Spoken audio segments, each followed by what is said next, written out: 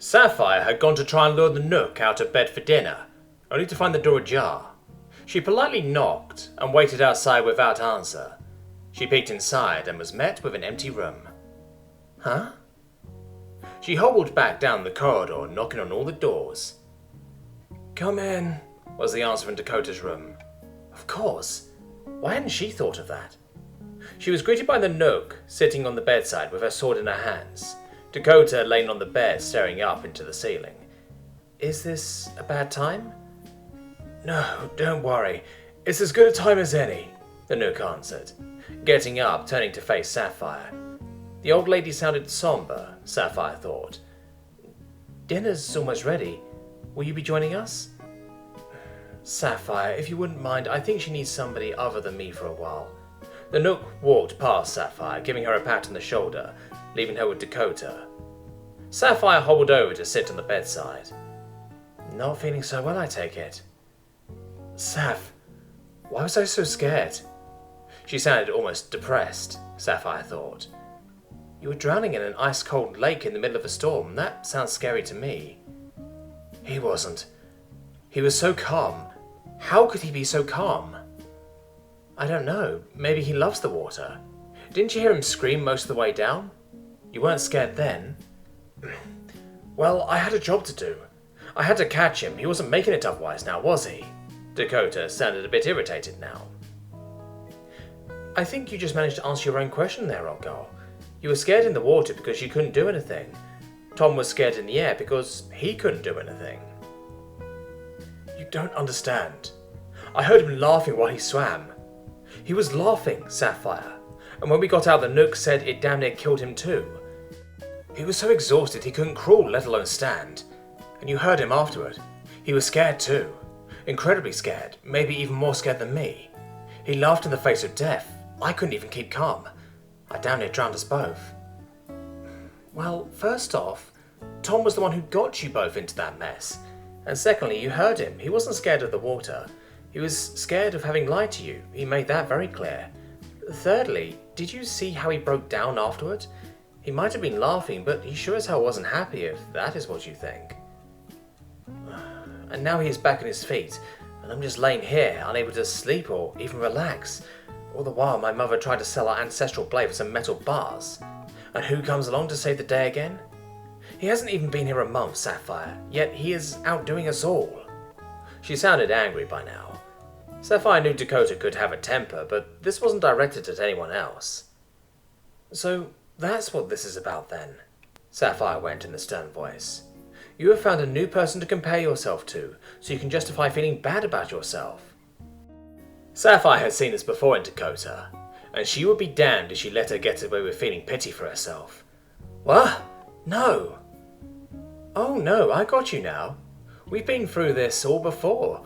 You are seriously suggesting that a buffoon who managed to crash twice in a month, despite not being able to fly, who got defeated by a bunch of children also twice, and made a complete fool of himself standing staring at an old dragon like a kid seeing the outside for the first time, is seriously putting you in such a bad mood you won't even get out of bed? Sapphire knew she was laying it on thick, but this just wouldn't do. But he would most likely be ashamed if he knew why you were lying here, but I doubt he has figured it out. Yesterday he asked if we were all afraid of water or if we could swim. He even offered to try and teach you how to swim when I said no. So now you'd better get up before I go tell him you have accepted that offer. Dakota looked somewhere between stunned and defeated as she lowered her head. Then, why was my mother trying to sell that blade? You know what it means, and who was supposed to inherit that responsibility. I don't know. What did she tell you? Sapphire had been stumped by that decision. Dakota had a point there, she admitted to herself. There must be an explanation, though. She had a debt to pay, and she was hoping he might, in turn, reward us with weapons far beyond a blade. Sapphire didn't even believe that herself, really. But why didn't she ask me first? Or even Tom, for that matter? She pinned our family's heritage on him. And you tell me I shouldn't compare myself to him? She clearly did. I thought you didn't want that responsibility. Maybe she is looking for a way to avoid forcing it on you. I said I didn't know if I would be ready for it, but it would be years before I had to be, but if she sold it, I would never even get the chance. Nobody is ever ready. At least anyone who claims so isn't. You told me that yourself, but did she at least tell you why? She said it was just a sword, that another would be made long before it was time, or found and brought. It's not like it's a one-off. She was sorry she didn't ask me first, though. I mean, sure, she is right, but that doesn't make it right what she did. Well, people make mistakes. You might hold your mother in high regard, but nobody is perfect. And hey, Tom certainly isn't. He tried making a gun while drunk last night. So maybe the next weapon of the keep won't even be a blade. Sapphire tried to sound happy. She needed to get her friend back on her feet after all. You're kidding, right? He actually did that? Did it work? He didn't succeed, no, but he did try, I swear. Did he just forget he swore not to do that, or did he change his mind? Don't know. Both by the sound of it. He was not happy with himself this morning, but Shiva said she just needed to tell him some scary stories to get him to keep at it. Apparently you can scare him like you would a little kid. Not Karen, you won't. Dakota let a smirk creep onto her face. Progress, Sapphire thought. Okay, I'll grant you he isn't the smartest then, Dakota continued. He apparently went beyond even what he had brought too. He talked with Shiva about a weapon capable of killing a dragon in a single shot. Come now, that is something I want to see, even if my ears probably won't thank me. What could do something like that? Dakota questioned.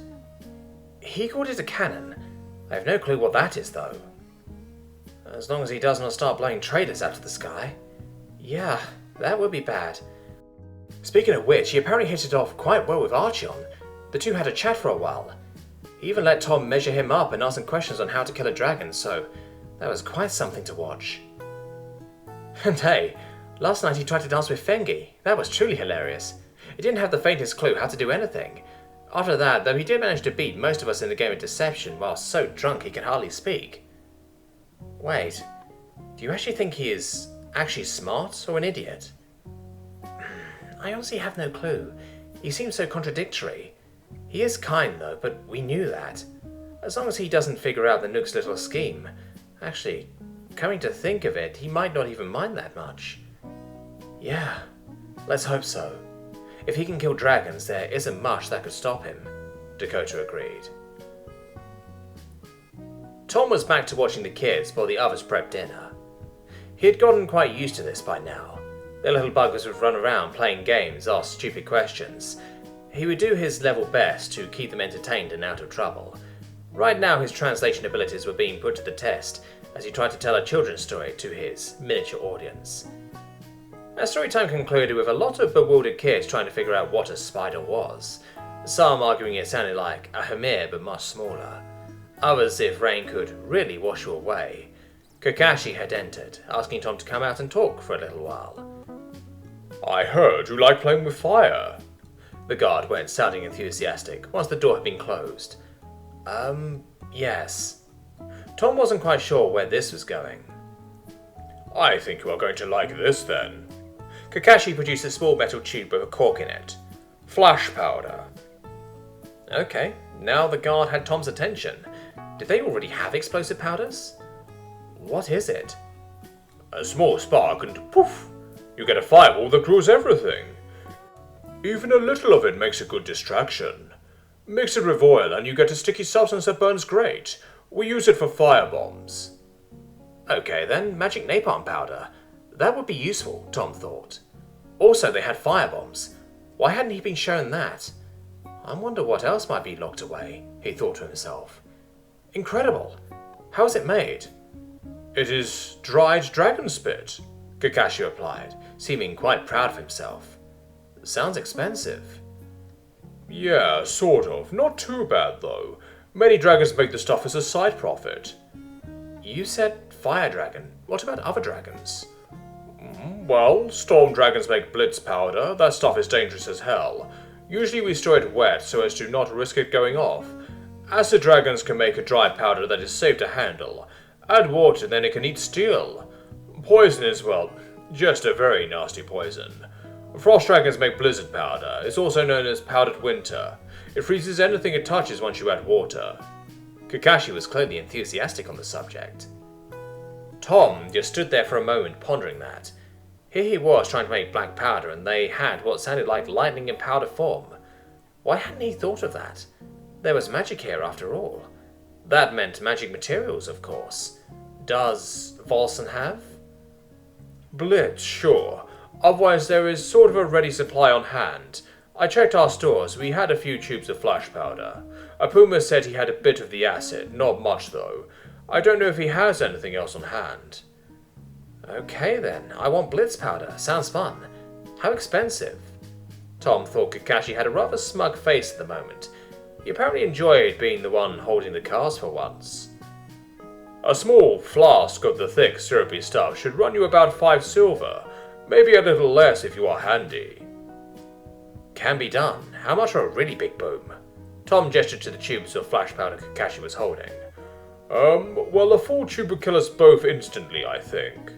Kakashi suddenly looked a bit more apprehensive of what he was holding, seemingly having caught up at the moment. Just ask Nanook or Achuk before you start using it, okay? It's not exactly cheap. The guard handed them over very carefully. There was maybe between 50 and 100 grams in each by Tom's estimate. It sounded like it was potent stuff, though. Okay, I do that. This opened up so many new possibilities. He would need samples. It sounded like he might already have access to 3 out of the 5, which would be amazing. And if this blitz stuff was essentially magic lightning and apparently unstable, that would be very useful. Perhaps he should have a crack at magical alchemy before deciding on what to do next.